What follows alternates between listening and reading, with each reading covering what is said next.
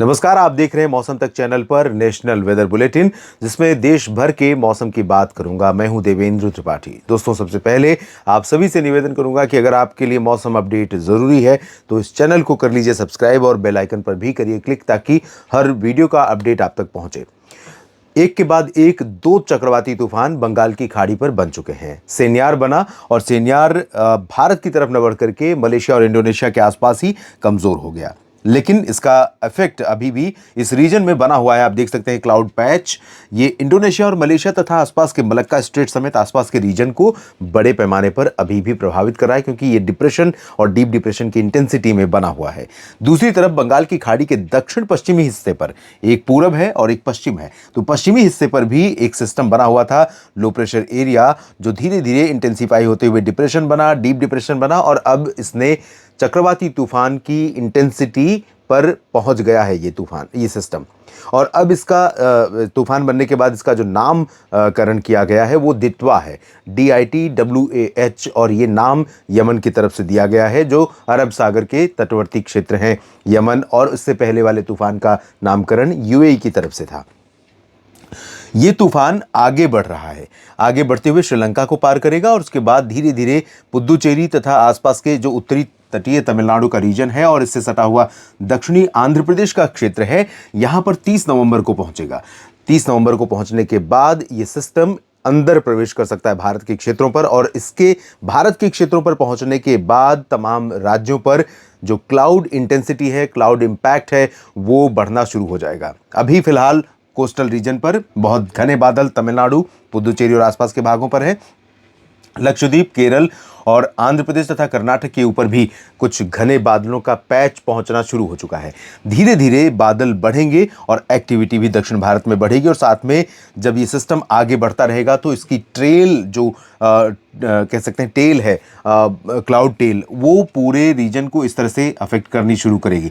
धीरे धीरे बादल यहाँ पर बढ़ेंगे, तो इन बादलों का क्या इम्पैक्ट पड़ेगा, और यहाँ जो राजस्थान के ऊपर बादल बन रहे थे, राजस्थान के दक्षिण पूर्वी हिस्से एडजॉइनिंग मध्य प्रदेश पर, इनका क्या प्रभाव अगले 24 घंटों में दिखाई पड़ने वाला है। उत्तर भारत के पहाड़ों पर क्या स्थिति रहने वाली WD को लेकर के, या उनका इम्पैक्ट, उनके इम्पैक्ट को लेकर क्या कोई WD है, इन सब बारे में बात करेंगे इस वीडियो में, जिसे आप देख रहे हैं मौसम तक यूट्यूब चैनल पर। और पूर्वानुमान अगर हम इस मैप के अनुसार देखें अगले 24 घंटों में, तो साउथ को छोड़ें, साउथ पेनिनसुलर रीजन का पूर्वी क्षेत्र छोड़ें, तो पूरे भारत में क्लियर और ड्राई वेदर की पिक्चर नजर आ रही है इस तस्वीर के माध्यम से। राजस्थान के दक्षिण पूर्वी हिस्सों पर भी जो गतिविधि संभावित थी वो भी अगले 24 घंटों में नहीं दिखाई पड़ने वाली। तापमान अधिकांश जगहों पर बिलो नॉर्मल बने हुए हैं, जिसमें मध्य भारत और उत्तर भारत तथा कुछ पूर्वी क्षेत्र शामिल हैं, और जहां पर समय से पहले अच्छी सर्दी पड़ रही है। कई जगहों पर अब स्मॉग का दौर शुरू होने वाला है। स्मॉग यानी फॉग और स्मोक का मिश्रण, जिसमें कोहरा और धुआं, प्रदूषण के कण, ये सब कुछ होते हैं, और इसी की वजह से स्मॉग की चादर बनती है। और स्मॉग की चादर जब बनती है तो कई बार बादल बिल्कुल नहीं होने के बाद भी धूप नहीं नजर आती है। तो ये स्थितियां धीरे धीरे पनप रही हैं, धीरे धीरे बननी शुरू हो रही हैं। दक्षिण से शुरुआत करते हैं, जहां पर भारी बारिश तमिलनाडु के निचले इलाकों पर कई हिस्सों पर, क्योंकि बिल्कुल तटों के पास है चक्रवाती तूफान दित्वा। और ये दित्वा जो तूफान है, इसकी इंटेंसिटी अभी अगर हम देखें तो सिर्फ साइक्लोनिक स्टॉर्म की है। सीवियर साइक्लोन या वेरी सीवियर साइक्लोनिक स्टॉर्म बनेगा कि नहीं बनेगा, अभी इसको लेकर कहना जल्दबाजी है, क्योंकि आप देख रहे हैं कितना सडन चेंज आ रहा है। बहुत सारे मॉडल्स जो जिन भी चीज़ों को कंसीडर करें, चाहे हम ITCZ की बात करें या MJO की बात करें या समुद्र और एटमॉस्फेयर की कंडीशन की बात करें, सारी कंडीशन को कंसीडर करने के बावजूद जो प्रेडिक्शन निकल कर आ रहा है वो कहीं ना कहीं डिरेल हो रहा है। तो ये बहुत वोलेटाइल सिचुएशन बंगाल की खाड़ी का दक्षिणी हिस्से में बनी हुई है, और इसी वजह से इसके ट्रैक, इसकी इंटेंसिटी को लेकर बहुत एश्योर होकर कहना बहुत मुश्किल है। लेकिन निश्चित तौर पर ये भारत के कई राज्यों को प्रभावित करेगा, ये लगभग तय है।